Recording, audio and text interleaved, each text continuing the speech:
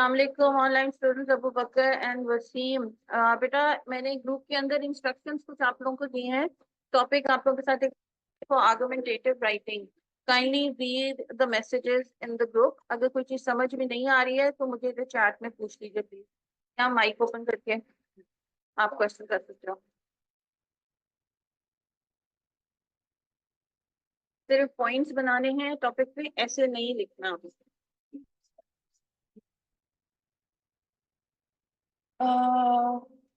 आज और कल इसको हम करेंगे आर्गुमेंटेटिव को, उसके बाद आप लोग डिसाइड करेंगे कि आपने कॉज एंड इफेक्ट इजी लग रहा है या आर्गुमेंटेटिव इजी लग रहा है।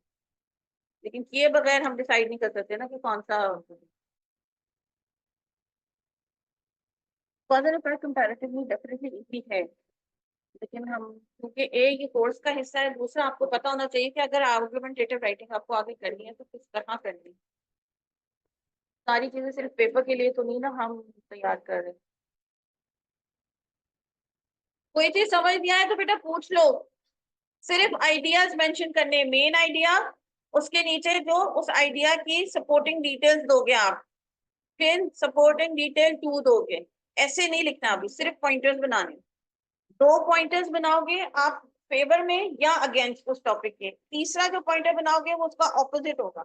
अगर आप टॉपिक के फेवर में हो तो तीसरा वाला आपका अगेंस्ट में होगा, अगर आप टॉपिक के अगेंस्ट हो तो तीसरा वाला जो पॉइंटर है वो आपका फेवर में होगा। आर्गुमेंटेशन का रेशो यही होता है 25-75।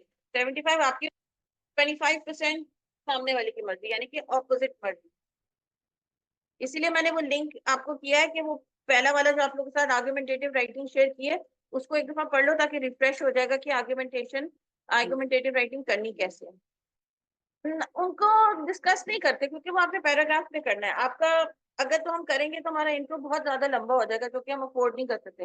हमारा 15-18 वर्ड्स का इंट्रोडक्शन पैराग्राफ होना चाहिए, तो उसमें जितनी लिमिटेड बातें हम बोलेंगे वो उतना अच्छा है। तो उसके ऊपर कल हम काम करेंगे कि इंट्रो में क्या आना चाहिए।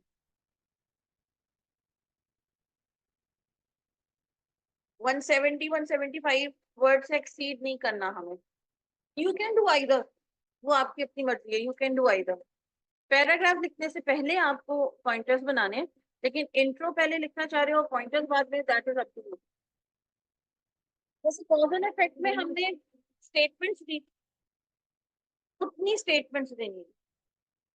सपोर्टिंग आइडिया और मेन आइडिया पहले भी मैंने बात की थी कि आपने 4-5-6 वर्ड मैक्सिमम, पूरे पूरे जुमले में लिखने हैं, क्योंकि पूरे पूरे जुमले तो बेटा आपने ऐसे में लिखते हैं। पॉइंटर्स बनाने हैं ना। राइट हैंड साइड के जो बॉक्सेस हैं जो कल परसों हमने डिस्कस किए थे, अभी हम उन पर काम कर रहे हैं। तो राइट हैंड साइड पूरे पूरे जुमले नहीं लिखने, चाहे कॉज एंड इफेक्ट का हो चाहे आर्गुमेंटेशन का हो। जब भी आपको कहा जाता है कि फलानी चीज के ऊपर पॉइंट्स बनाओ, मीन्स कि आपने 2-3-4-5 वर्ड्स लिखने हैं, बस, ज्यादा से ज्यादा सेंटेंसेस नहीं लिखने। ये थोड़ी कहा है कि इस टॉपिक पर सेंटेंसेस बना के दो या पैराग्राफ लिख के दो। इंस्ट्रक्शंस है इस टॉपिक के ऊपर पॉइंट्स बना के दो।